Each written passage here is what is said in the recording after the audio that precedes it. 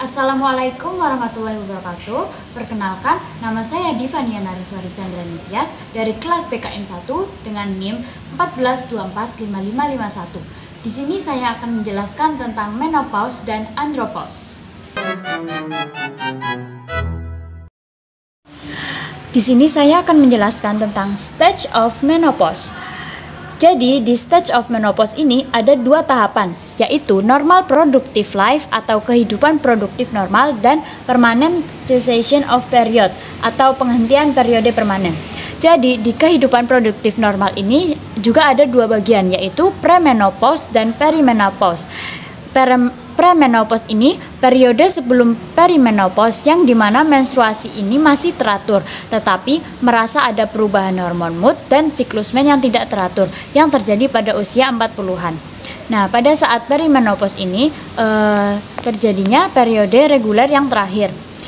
Perimenopause yaitu kadar hormon estrogennya itu mulai menurun, yang dimulai pada usia 40-an dan dimulai dengan perubahan siklus men yang menjadi tidak teratur. Lalu tiba ke periode terakhir, yaitu permanent cessation of period atau penghentian periode permanen yang ada dua tahap, yaitu menopause dan postmenopause. Menopause, wanita tidak mens selama 12 bulan berturut-turut pada usia 50-55 yang ditandai dengan penurunan hormon estrogen dan progesteron yang menandakan berakhirnya kemampuan untuk hamil secara alami.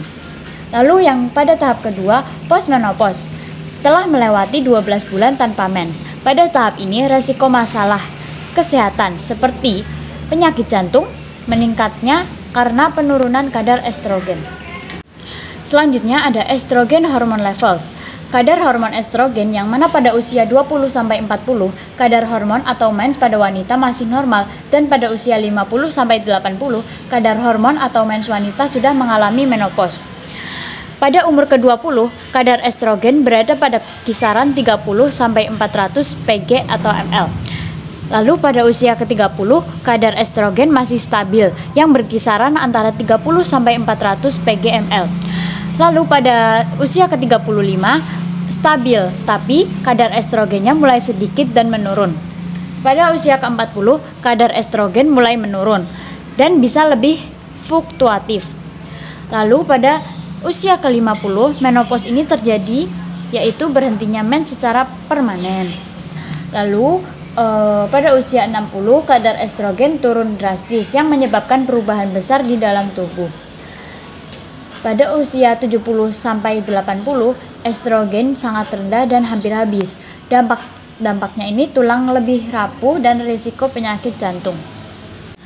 Selanjutnya ada testosterone levels with age, yaitu testosteron pada pria yang dimana pada usia 20-30 testosteron pria ini biasanya meningkat.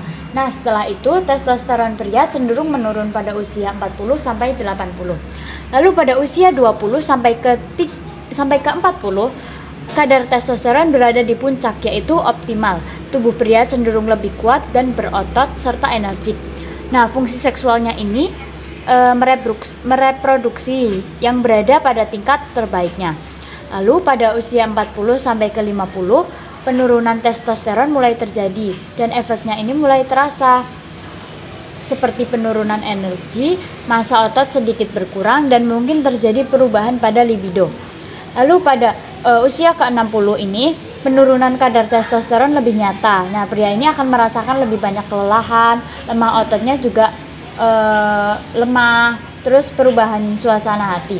Lalu ada usia ke-70-80, yaitu testosteron ini berada pada level yang sangat rendah dan bisa mempengaruhi kesehatan, yaitu tulang, kekuatan fisik dari fungsi seksual.